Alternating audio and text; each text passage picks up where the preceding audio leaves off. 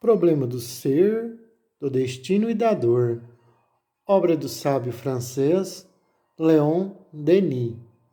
Parte 7. Quando o homem já não tiver segredos, quando se lhe puder ler o cérebro, os pensamentos, ele não mais se atreverá a pensar no mal e, por conseguinte, a fazer o mal. Assim, a alma humana elevar-se-á sempre, subindo pela escada dos desenvolvimentos infinitos.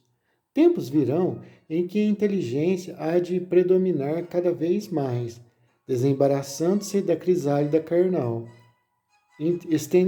estendendo, afirmando o seu domínio sobre a matéria, criando com os seus esforços meios novos e mais amplos de percepção e manifestação, apurando-se, por sua vez, os sentidos, virão eles ampliar-se, o círculo de ação, o cérebro humano tornar-se-á um templo misterioso de vastas e profundas naves, cheias de harmonias, vozes e perfumes, instrumento admirável ao serviço de um espírito que se tornou mais sutil e poderoso.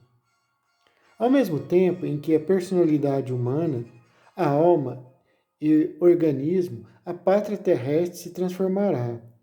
Para que se opere a evolução do meio, é preciso que, primeiramente, se efetue a evolução do indivíduo.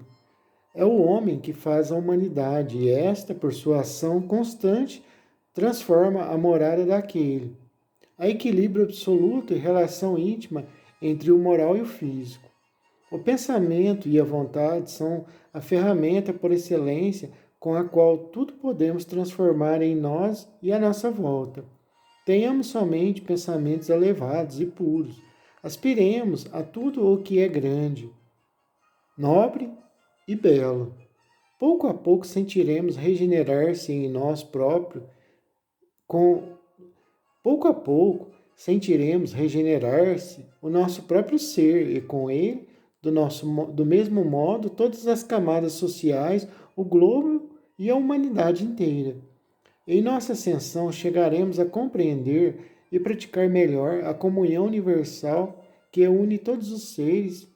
Inconsciente nos estados inferiores da existência, essa comunhão tornar-se-á cada vez mais consciente à medida que o ser se eleve e percorra os graus inumeráveis da evolução para chegar um dia ao estado de espiritualidade em que cada alma, irradiando o brilho das potências adquiridas nos impulsos do seu amor, vive da vida de todos e a todos, se sente unida na obra eterna e infinita. Manifestações depois da morte. Acabamos de seguir o espírito do homem através das diferentes fases do desprendimento: sono ordinário, sono magnético, sonambulismo, transmissão do pensamento e telepatia em todas as suas formas. Vimos a sua sensibilidade, os seus meios de percepção aumentarem na razão do afrouxamento dos laços que o prendem ao corpo. Vamos agora vê-lo no estado de liberdade absoluta, isto é, depois da morte, manifestando-se ao mesmo tempo física e intelectualmente aos seus amigos da Terra. Veremos isso. Não há solução de continuidade entre esses diferentes estados psíquicos, quer esses fenômenos se deem durante a vida material ou depois. São idênticos nas suas causas, nas suas leis e nos seus efeitos.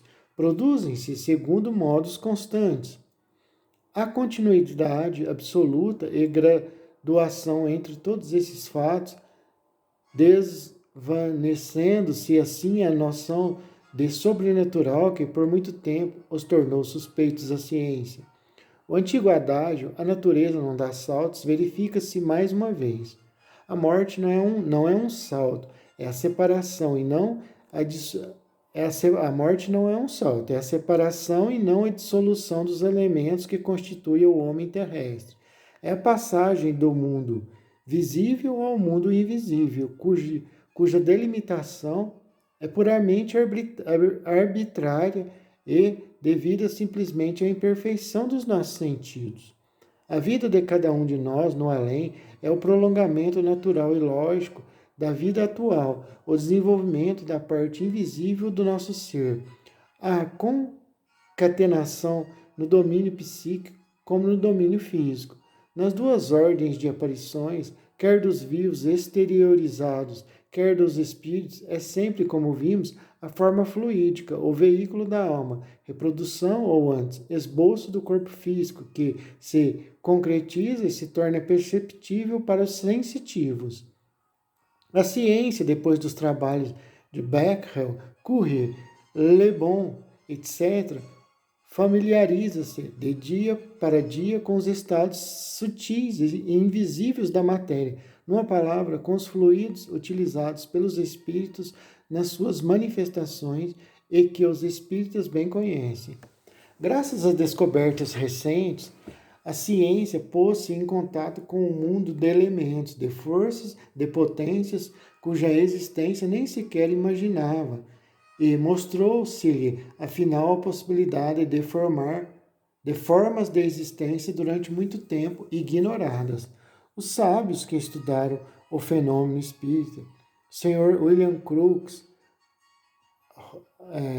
Wallace, R. Daley Alway, Aksakov, Lodge, Paul Gibier, Myers, etc., verificaram numerosos casos de aparições de pessoas mortas. O espírito Cat King, que durante 3 anos se materializou na casa do Sr. William Crookes, membro da Academia Real de Londres, foi fotografado em 26 de março de 1874, na presença de um grupo de experimentadores. Sucedeu o mesmo com os espíritos Abdullah e John King, fotografados por Aksakov.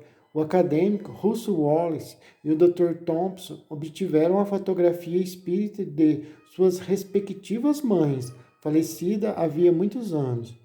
Myers fala de 231 casos de aparições de pessoas mortas.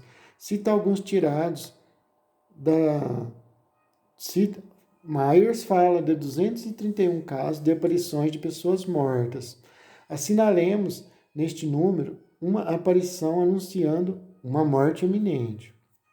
Um caixeiro viajante, homem muito positivo, teve certa manhã a visão de uma sua irmã que falecera havia 9 anos. Quando contou o fato à família, foi ouvido com bastante incredulidade e ceticismo. Mas, ao descrever a visão, mencionou a existência de um arranhão na face da irmã.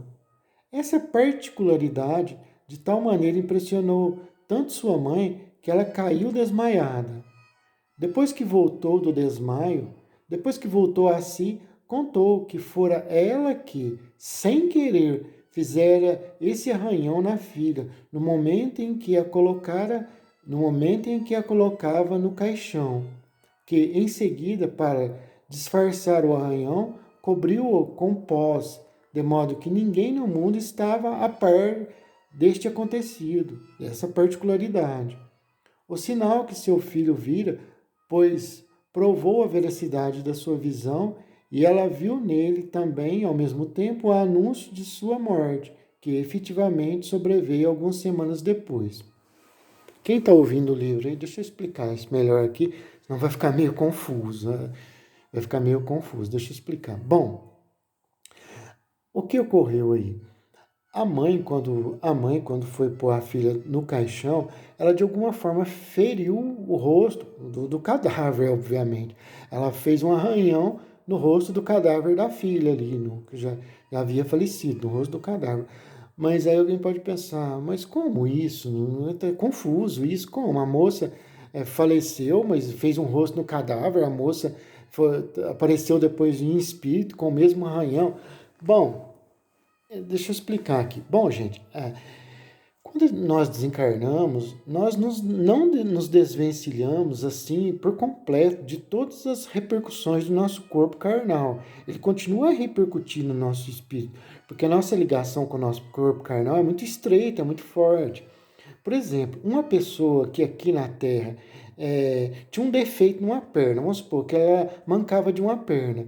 Lá no além, isso ela não vai desencarnar, já vai sair andando absolutamente normal, 100% normal. Isso é gradual, aos pouquinhos ela vai voltar a andar normal, dentro de uma semana, tá? Depois que ali na mente espiritual, perispiritual dele, do ser, do espírito, ali na mente perispiritual, já tiver alijado aquela vibração, aquela repercussão do corpo carnal que fica ligado no espírito, entende? Um cego, por exemplo, acaba de desencarnar, de falecer um cego. Ele não vai acabar de desencarnar e já vai voltar a visão, vai ver a luz, vai ver tudo que uma pessoa normal enxerga. Não, não é assim. Ele é gradual, aos pouquinhos, uns dias depois, a visão vai voltando aos pouquinhos, porque a nossa ligação com o nosso corpo é muito forte. E o nosso corpo foi uma vida inteira, né? É uma ligação muito forte. Então, repercute. É como assim, você coa ali um café, você passa no filtro, o café vai ficar ali com alguma coisa do filtro ali, por assim dizer, partículas ali, alguma coisa daquele filtro por onde o café passou, porque ele foi filtrado ali. O nosso corpo é espécie de um filtro do nosso espírito. Então a gente vai para lá, a gente leva as coisas do nosso corpo ainda, seja os defeitos ou as qualidades, óbvio.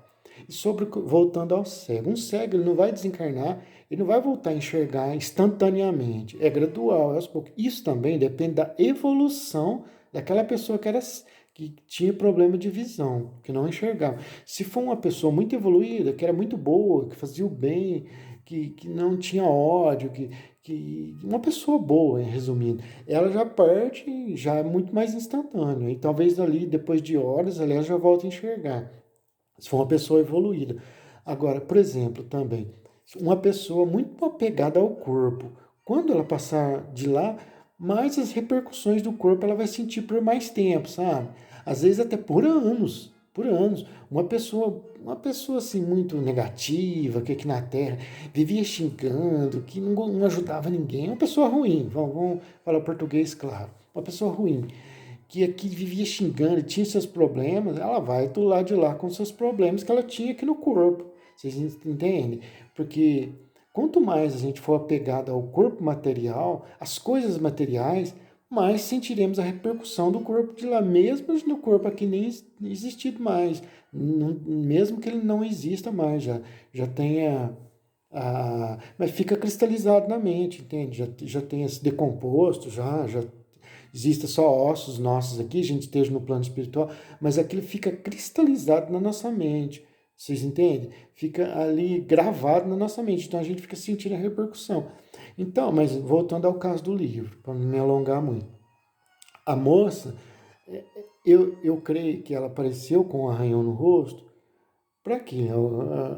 Justamente para o irmão conseguir provar que ele tinha visto ela, entende? Não porque ela estava lá com arranhão no rosto, porque ela nem tinha esse arranhão quando ela estava viva ainda. Foi feito no cadáver dela, foi quando a mãe foi pôr. A mãe tapou, né? A mãe tapou ali com algum pó ali, alguma coisa que passa no rosto de defuntos na época, ainda tem até hoje, que isso aí é uma espécie de uma maquiagem, a mãe tapou ali. Mas ela apareceu com o arranhão justamente para servir para ajudar o irmão, para ele comprovar que ele tinha visto ela mesma. É mais ou menos isso. E eu queria deixar isso claro. Agora, quem quiser entender mais a fundo, lê sobre isso, repercussão do nosso corpo e nosso espírito. Tem muitas obras aí que falam sobre isso. A nossa ligação com o nosso corpo, tal. Tem muitas obras que falam sobre essa questão. Mas voltando ao livro, recapitulando aqui. Vou ler a parte que eu já havia lido de novo. Essa particularidade, de tal maneira, impressionou tanto sua mãe que ela caiu desmaiada. Depois que voltou a si, contou que fora ela que, sem querer, fizera o arranhão no rosto da filha no momento em que ela a depunha no caixão. Que em seguida, para disfarçá-la, cobriu o ferimento com pós, o arranhão, de modo que ninguém no mundo estava a par do acontecido, de tal particularidade. O sinal que seu filho vira, pois provara a veracidade da visão, e ela viu nele ao mesmo tempo o anúncio de sua morte, que efetivamente sobreveio algumas semanas depois. Devem ser citados igualmente os casos seguintes: o de um rapaz que se comprometera, se morresse primeiro, a aparecer a uma jovem, sem lhe causar grande susto.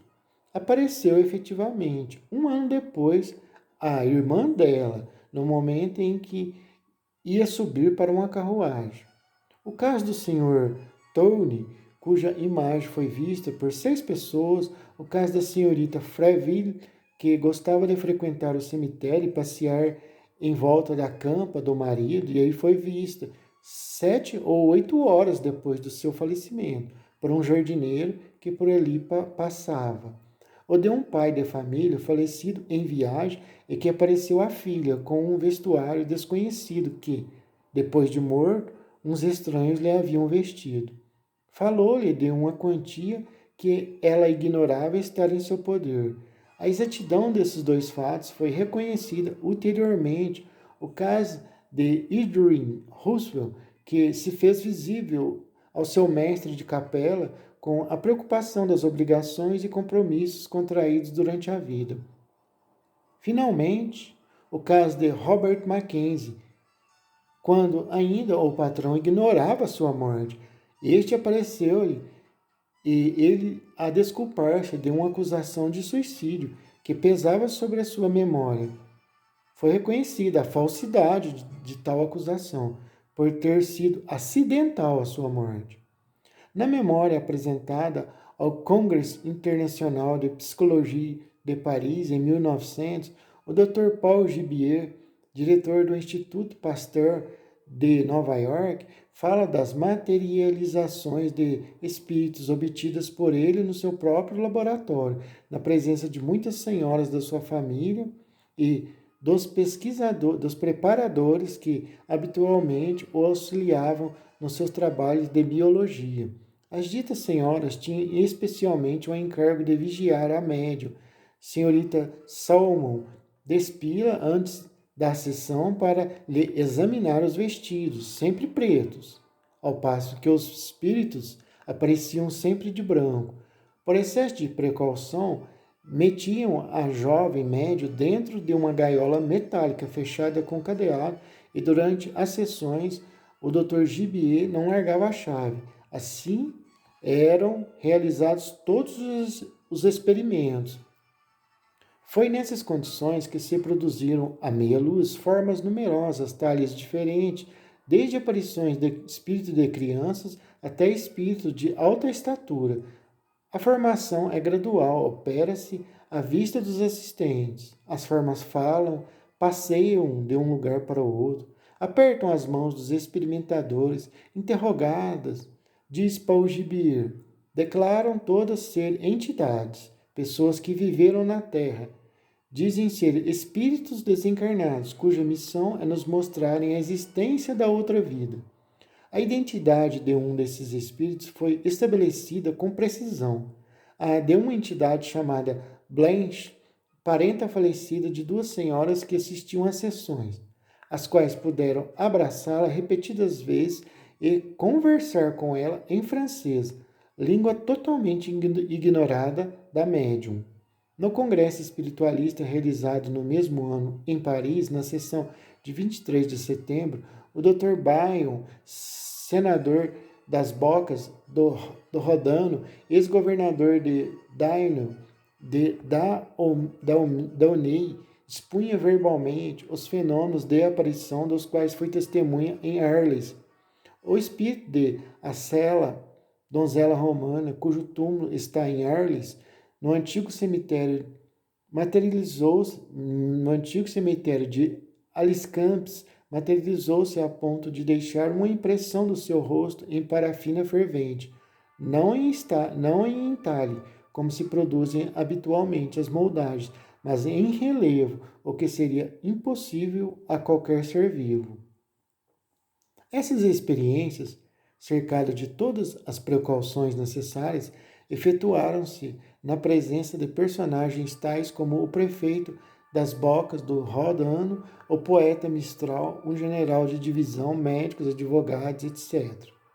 Numa ata com data de 11 de fevereiro de 1904, publicada pela Revue d'Etudes Psychiques de Paris, o professor Milesi, da Universidade de Roma, um dos campeões mais estimados da nova escola psicológica italiana, conhecido na França por suas conferências na Sorbonne sobre a obra de Auguste Comte, deu público testemunho da realidade das materializações de espírito, entre outras a de sua própria irmã falecida em Cremona havia 3 anos. Damos aqui um extrato desta ata. O que de mais maravilhoso houve nessa sessão foram as aparições, que eram de natureza luminosa, posto que se produzissem na meia claridade. Foram em número de 9. Todos os assistentes as viram. As 3 primeiras foram as que produziram as feições da irmã do professor Milesi, falecida havia 3 anos em Cremona, no convento das Filhas do Sacré-Cœur, com a idade de 32 anos. Apareceu sorrindo, com o seu estranho sorriso que lhe era habitual. Do mesmo modo, o Sr. Seckerly viu uma aparição na qual reconheceu sua mãe. Foi a quarta. As 5 restantes reproduziram as feições dos 2 filhos do Sr. Castone. Este afirma ter sido abraçado pelos filhos, ter conversado com eles várias vezes, ter recebido respostas suas e apertos de mãos. Sentiu-os mesmo sentarem-se nos seus joelhos. Assinalaram J. B. Milesi, P. Cartone, F. Simmons e o professor Cerilo, etc. No seu artigo do Le Figaro de 9 de outubro de 1905, intitulado Par de la Science, o cientista Charles Richer, da Academia de Medicina de Paris, dizia a propósito de outros fenômenos da mesma ordem: o mundo oculto existe, correndo eu, embora o risco de ser tido pelos meus contemporâneos como insensato, creio que há espíritos. O célebre senhor professor Lombroso, da Universidade de Turim, no número de junho de 1907, na revista italiana Arena, expõe o resultado de suas experiências com Eusápia Palladino, fenômenos de levitação, transporte de flores, etc. E acrescenta: o leitor vai interpelar-me com ar de compaixão e perguntar-me: não se deixou simplesmente ludibriar por farsantes vulgares? O fato indiscutível é que, com Eusápia Palladino, tomaram-se as medidas de precaução mais absolutamente rigorosas contra a possibilidade de qualquer fraude, porque se lhe ligavam as mãos e os pés, amarravam-os, ficando uns e outros cercados por um fio elétrico que, ao menor movimento, punha em ação uma campainha.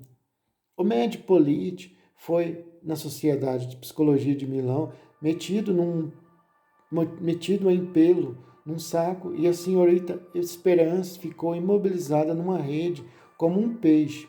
E, não obstante, os fenômenos se produziram. Veja, pessoal, como era a coisa. Como esses cientistas eram sérios. Né? Era ali uma quantidade enorme de sábios, de cientistas, que realizavam esses experimentos científicos. Estamos falando aqui de ciência. Ah, fulano acredita pela fé. Fulano tem fé que isso é uma realidade, que os espíritos existem, que eles podem se comunicar, isso depende da fé. Estão vendo? Não tem nada relacionado à fé, são experimentos científicos. Charles Richer, ganhador do Prêmio Nobel de Medicina, foi Prêmio Nobel Charles Richer.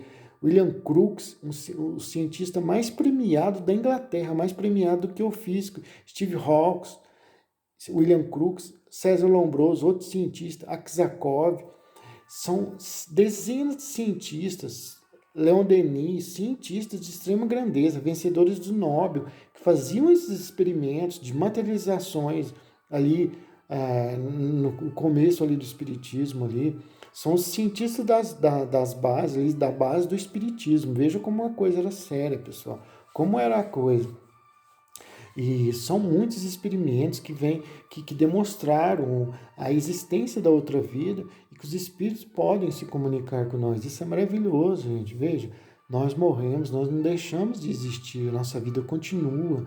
Se você for estudar ali as bases espíritas, ali, você pode pegar livros do César Lombroso, tem uma fantástica obra que eu já até gravei aí em audiolivro aí, chama Fatos Espíritas, do cientista William Crookes. William Crookes é o cientista mais premiado da história da Inglaterra, só isso, gente. Ele é mais premiado que o genial físico Steve Hawking, ele é mais premiado que Steve Hawking, o que é um gênio, que faleceu há poucos anos agora, Steve Hawking, que é aquele da cadeira de roda, que depois de Einstein é o maior físico da história, o maior físico astrônomo barra astrônomo, o Steve Hawking.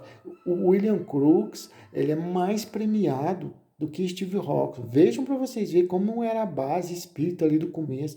Ela era minada por cientistas de extrema grandeza, e todos esses cientistas que faziam esses experimentos com as médiums. As médiums, Eusápia Paladino, a médium, você vai me fugir o nome agora, da menina,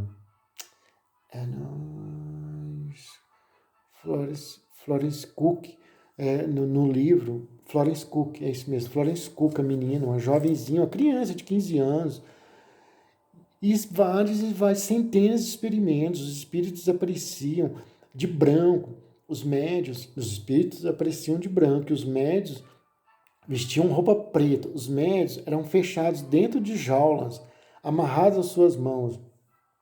Outras vezes eles ficavam numa cadeira, ficava uma pessoa, um sábio, um cientista do lado esquerdo, outro do lado direito, com as mãos amarradas nas mãos do médium. Veja como era a coisa, como era o experimento, como a coisa era séria, as precauções que eles tomavam. E várias outras precauções. E o espírito aparecia longe do médium, não era um truque do médium, como alguns ignorantes, céticos, tentam passar com mentiras de que era truque, isso e aquilo. Veja como era a coisa. William Crookes, um dos maiores cientistas, como eu estava dizendo, se você quiser se inteirar, leia o livro de Crookes, Fatos Espíritas, tem em PDF para baixar, Fatos Espíritas de William Crookes. Então, se você pôr isso no Google ali, já vai baixar o PDF para você ler. Ou ouça em áudio, que eu gravei o livro, ele está gravado mais para trás. Eu gravei faz uma semana mais ou menos, tá aí. Então é isso, gente. Eu queria explicar isso para vocês verem como era as bases espíritas minadas de cientistas vencedores do Nobel. Se uma menina, uma criança de 15 anos vai conseguir enganar o William Crookes, o cientista mais premiado da história, um gênio, Charles Richer, prêmio Nobel de medicina, uma menina enganar esses dois, enganar mais um monte de sábios, mais um monte de gente que ficava assistindo ali, médicos, tudo sujeitos com inteligência acima da média, ficavam assistindo esses experimentos, ficavam ali, né, em volta assistindo a média, amarrar. Como que a menina de 15 anos ia conseguir fazer algum truque durante vários experimentos, durante muito tempo, durante meses seguidos, enganar ela de preto, o espírito aparecia de branco? Vejam como a coisa era, e vejam como é ignorante quem quer colocar isso na conta de farsa, de truque. Veja para vocês verem. Mas voltando ao livro aqui, vamos lá. Depois de tudo isso, deixa eu voltar onde eu estava aqui. A senhorita Esperance ficou imobilizada numa rede como... Eu estava nessa parte. A senhorita Esperance ficou imobilizada numa rede como um peixe, e não obstante, os fenômenos se produziram normalmente. Depois de tudo isso, assisti ainda a sessões em que Eusápia Paladino, em transe, dava respostas exatas e muito sensatas em línguas que ela não conhecia, como, por exemplo, o inglês. Juntando a esses fatos pessoais, tudo o que soube das experiências de William Crookes com o médium Home e Cat King, das do médium alemão que fazia as escuras, as mais curiosas pinturas, adquiria a convicção de que os fenômenos espíritas se explicam pela maior parte por forças inerentes ao médium e também, por um lado, pela intervenção de seres supraterrestres que dispõem de forças das quais as propriedades do rádio podem dar ideia por analogia. Um dia, depois do transporte sem contato de um objeto muito pesado, a médium Eusápia Paladino, em estado de transe, me disse: por que estás a perder o tempo com bagatelas? Sou capaz de fazer com que vejas tua mãe, mas é necessário que penses nisso com força, com veemência. Impulsionado por essa promessa, no fim de meia hora de sessão, tomou-me o desejo intenso de vê-la. Cumprir-se a mesa, levantou-se com seus movimentos habituais e sucessivos, parecia dar a sua anuência ao meu pensamento íntimo. De repente, em meia obscuridade, a luz vermelha, vi sair dentre as cortinas uma forma um tanto curvada, como ela de minha mãe, coberta com um véu. Contornou a mesa para chegar até a mim, murmurando palavras que muitos ouviram, mas que a minha meia surdez não me permitiu escutar. Como sob influência de uma viva emoção, eu lhe suplicava que as repetisse, e ela me disse: César, fio mio, o que confesso não era costume seu, visto que, sendo de Veneza, dizia mio fio. Depois, afastando o véu, deu-me um beijo. César Lombroso fala depois das casas mal assombradas e diz: convém acrescentar que os casos de casas em que durante anos se reproduzem aparições ou barulhos, concordando com a narrativa de mortes trágicas e observadas sem a presença de médios, pleiteia contra a ação exclusiva destes, em favor da ação dos finados. No grupo de estudos que por muito tempo dirigi em Tours, os médios descreviam aparições de espíritos visíveis apenas a eles. É verdade, mas que nunca haviam conhecido, de quem nunca tinham visto nenhum retrato, ouvido fazer nenhuma descrição e que os assistentes reconheciam pelas suas indicações. Às vezes os espíritos se materializavam a ponto de poderem escrever na presença de pessoas humanas e à sua vista mensagens numerosas que ficam como outras tantas provas da sua passagem. Foi o que se deu com a mulher do banqueiro Liv Moore, cuja letra foi reconhecida como idêntica à que ele possuía durante a sua existência terrena, mas muito mais frequentes vezes os espíritos incorporam-se no invólucro de médios adormecidos. Falam, escrevem, gesticulam, conversam com os assistentes e fornecem-lhes provas certas da sua identidade. Nesses fenômenos, o médium abandona momentaneamente o corpo. A substituição é completa. A linguagem, a atitude, a letra e o jogo de fisionomia são os de um espírito estranho ao organismo de que dispõe por algum tempo.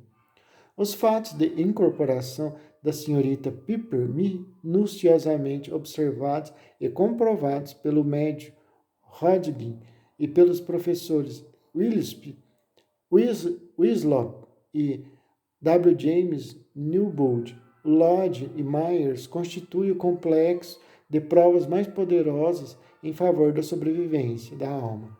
A personalidade revelou-se pós-morte aos seus próprios parentes, a seu pai, a sua mãe, a seus amigos de infância, cerca de 30 vezes, a tal ponto que não deixou dúvida alguma no espírito deles acerca da causa dessas manifestações. Sucedeu o mesmo com o professor Wislop, que, tendo feito ao espírito do seu pai 205 perguntas sobre assuntos que ele mesmo ignorava, obteve 152 respostas absolutamente exatas, 16 inexatas e 37 duvidosas, por não poderem ser verificadas. Essas verificações foram feitas no decurso de numerosas viagens efetuadas através dos Estados Unidos para se chegar a conhecer minuciosamente a história da família Wislop, antes do nascimento do professor, história a que essas perguntas se referiam. Os análises de ciências psíquicas de Paris, julho de 1907, lembram o seguinte fato, que igualmente se produziu na América pelo ano de 1860.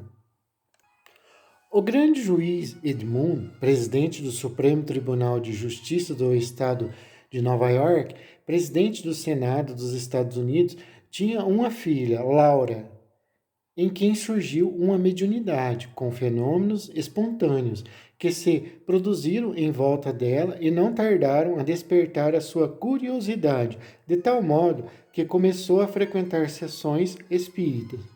Foi então que ela se tornou médium falante, quando nela se manifestava outra personalidade. Laura falava por vezes diferentes línguas que ignorava.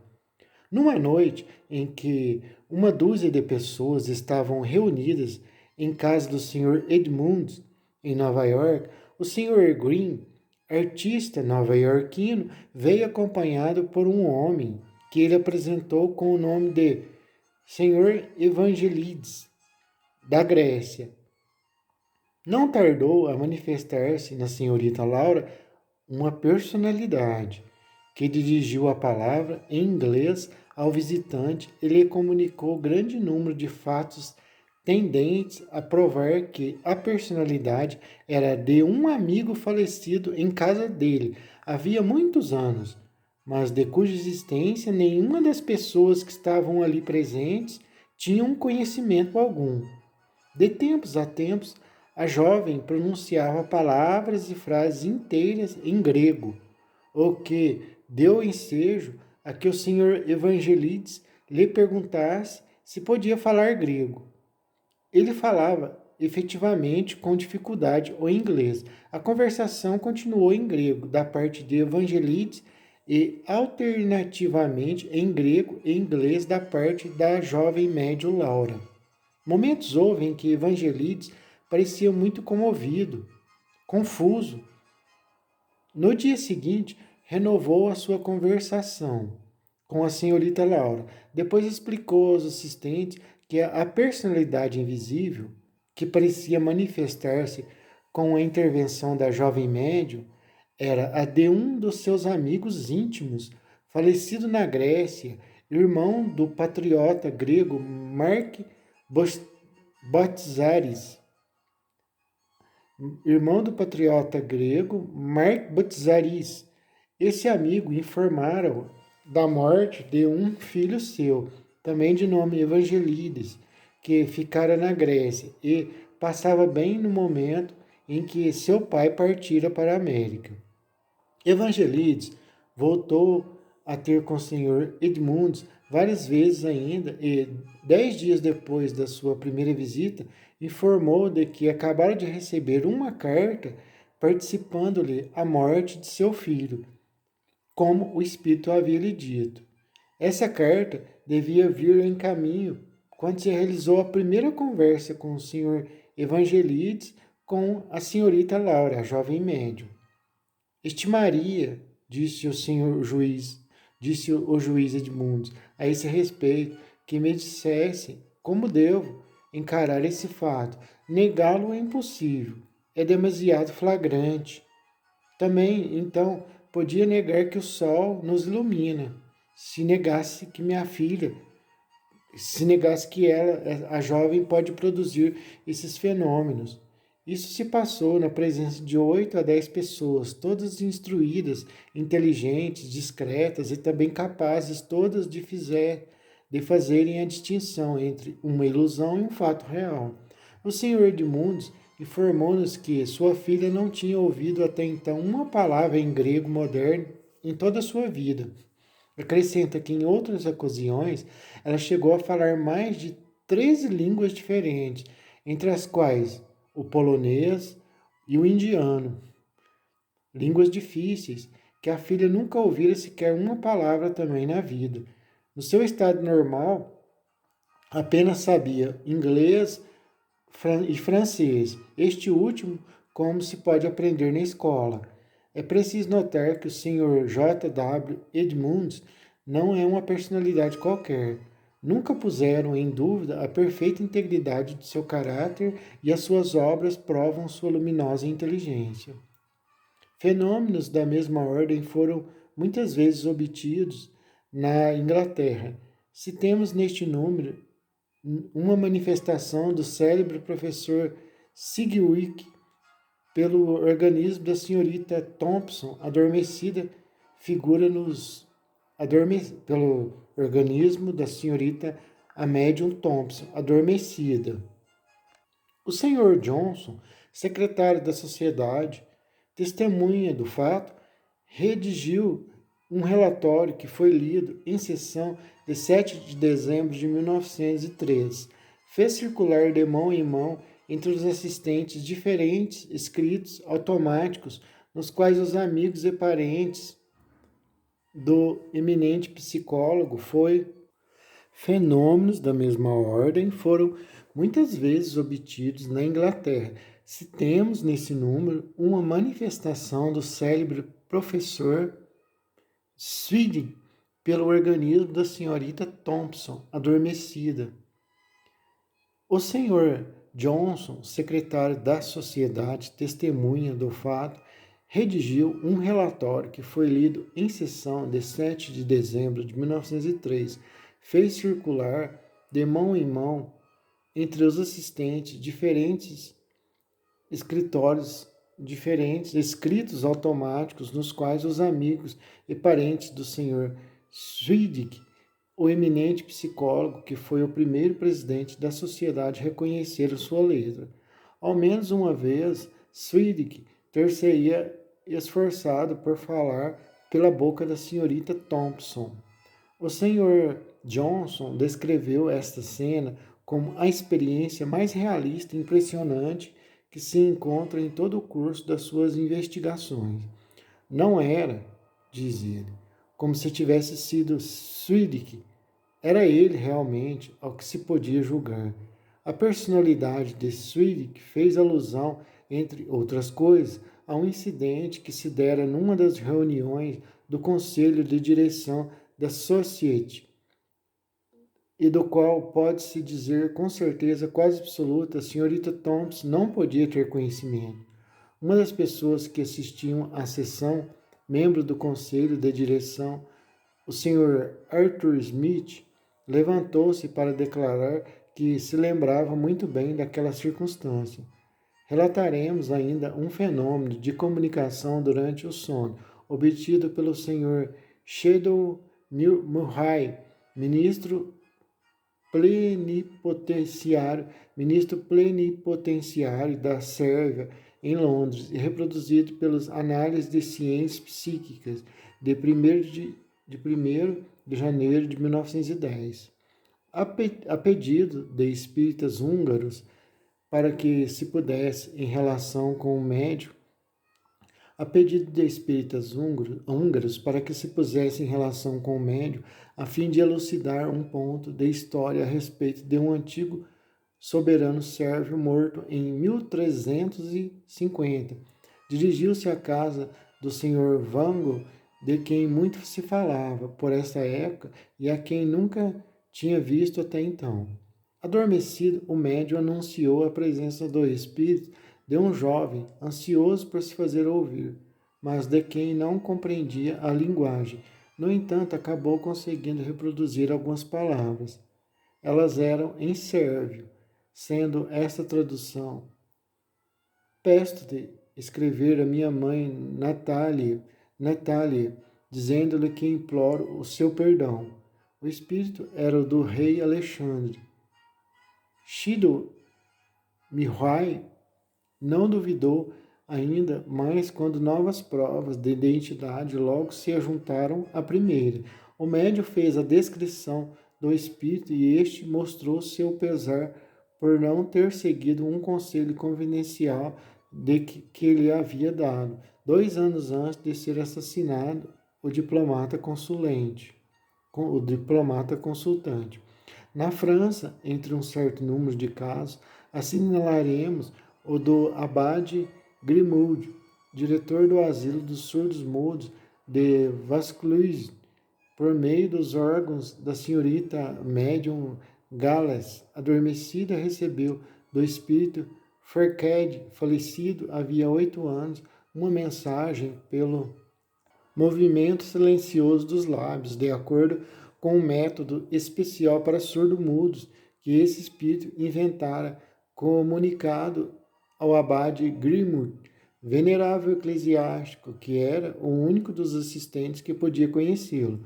Pouco tempo há que publicamos a ata dessa notável sessão, com as assinaturas de 12 testemunhas e o atestado do abade Grimoud. O Sr. Maxwell, advogado-geral do Tribunal de Apelação de Bordeaux e doutor em medicina, na sua obra Fenômenos Psíquicos, estuda o fenômeno das incorporações que observou em casa da senhorita Aglina, esposa de um educador, e assim se exprime. A personalidade mais curiosa é a de um médico falecido há 100 anos. A sua linguagem médica é arcaica, dá às plantas os nomes medicinais antigos. O seu diagnóstico é geralmente exato, mas a descrição dos sintomas internos que ele vê é bem própria a causar admiração ao médico do nosso século. Há 10 anos que observo o meu colega de além-túmulo. Não tem variado e apresenta uma continuidade lógica surpreendente. Eu mesmo observei frequentes vezes este fenômeno. Pude, como em outras partes, Pude, como em outra parte expus, conservar por intermédio de diversos médios, conversar por intermédio de diversos médios com muitos parentes e amigos falecidos, obter indagações que esses médios não conheciam e que, para mim, constituíam outras tantas provas de identidade. Se levarmos em conta as dificuldades que comporta a comunicação de um espírito a ouvintes humanos por meio de um organismo e particularmente de um cérebro que não apropriou, a que não deu flexibilidade mediante uma longa experiência, se considerarmos que, em razão da diferença dos planos de existência, não se pode exigir de um desencarnado todas as provas que a um homem material se pediria. É preciso reconhecer que o fenômeno das incorporações é um dos que mais concorrem para demonstrar a espiritualidade e o princípio da sobrevivência da alma. Não se trata, nesses fatos, de uma simples influência à distância. Há um impulso que não pode, que o sujeito, que o médium não pode resistir e que na maior parte das vezes se transforma em tomada de posse do organismo inteiro. Esse fenômeno é análogo ao que verificamos nos casos de segunda personalidade. Neste, o eu profundo substitui o eu normal e toma a direção do corpo físico com um fim de fiscalização e regeneração. Mas aqui é um espírito estranho que desempenha esse papel e substitui a personalidade do médium adormecido. As palavras possessão ou posse de que acabamos de nos servir foram muitas vezes tomadas em sentido lamentável. Atribui-se no passado aos fatos que elas designam um caráter diabólico e terrificante, como muito bem disse Myers. O diabo não é a criatura desconhecida pela ciência. Nesses fenômenos, achamos-nos somente na presença de espíritos que foram outrora homens iguais a nós mesmos, e mesmo que estão sempre animados dos mesmos motivos que nos inspiram. A esse propósito, Myers faz uma pergunta: é a possessão algumas vezes absoluta? E responde nestes termos: a teoria que diz que nenhuma das correntes conhecidas da personalidade humana esgota toda a sua consciência, que nenhuma das suas manifestações conhecidas exprime toda a potencialidade do seu ser, pode igualmente se aplicar aos homens desencarnados. Com isso, abordaríamos o ponto central do problema da vida humana, a mola secreta, a ação íntima e misteriosa do espírito sobre um cérebro, que, quer sobre o seu, quer nos casos de que nos ocupamos sobre um cérebro estranho. Considerada sobre esse aspecto, a questão toma importância capital em psicologia. Myers acrescenta: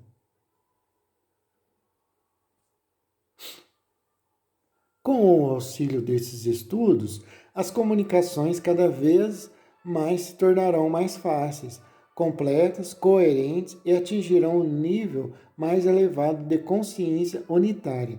Grandes e numerosas devem ter sido as dificuldades, mas nem de outro modo pode ser quando se trata de reconciliar o espírito com a matéria, de abrir ao homem do planeta onde está encarcerado uma fresta para o mundo espiritual. Assim como pela clarividência migratória, Maier chama assim a clarividência dos sonâmbulos. O espírito muda de centro de percepção no meio das cenas do mundo material. Assim também há transmissões espontâneas do centro de percepção para as regiões do mundo espiritual. A concepção do êxtase, no seu sentido mais literal e sublime, resulta assim, sem esforço, quase insensivelmente, de uma série de provas modernas. Em todas as épocas, tem-se concebido o espírito como suscetível de deixar o corpo ou, se não o deixa, de estender consideravelmente o seu campo de percepção, fazendo nascer um estado que se parece com o êxtase. Todas as formas conhecidas de êxtase concordam neste ponto e se baseiam num fato real.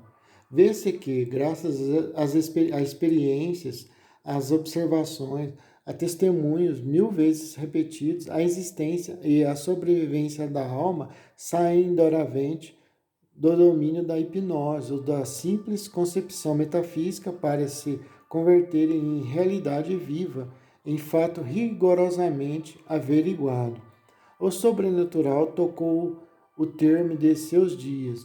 O milagre já não passa de uma palavra. Todos os terrores, todas as superstições que a ideia da morte sugeria aos homens se desfazem em fumo. Dilata-se a nossa concepção da vida universal e da obra divina, e, ao mesmo tempo, a nossa confiança no futuro se fortifica.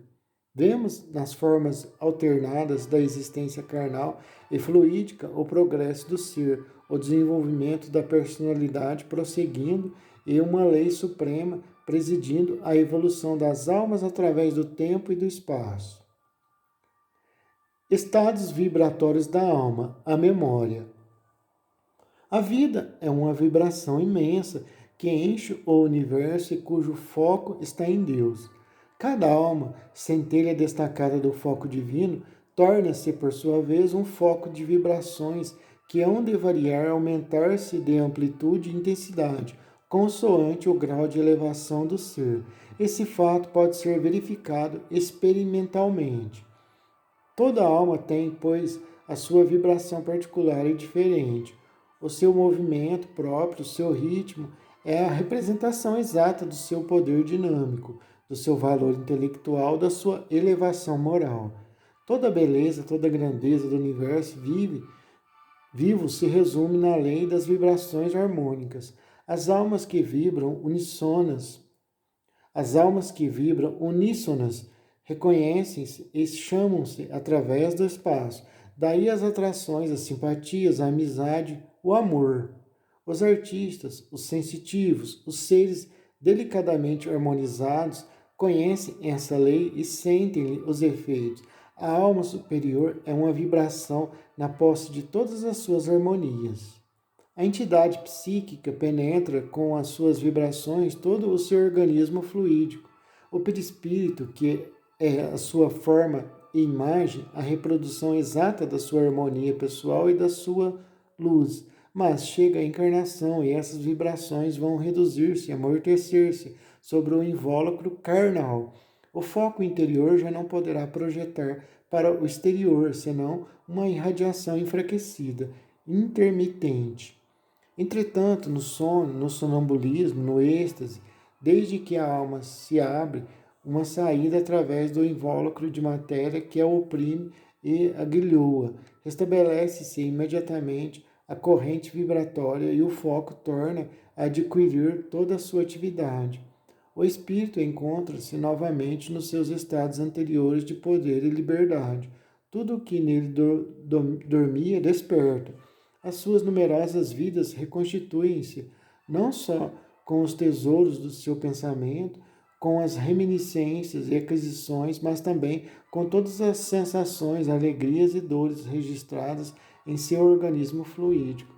É essa a razão pela qual, no transe, a alma, vibrando as recordações do passado, afirma as suas existências anteriores e reata a cadeia misteriosa das suas transmigrações.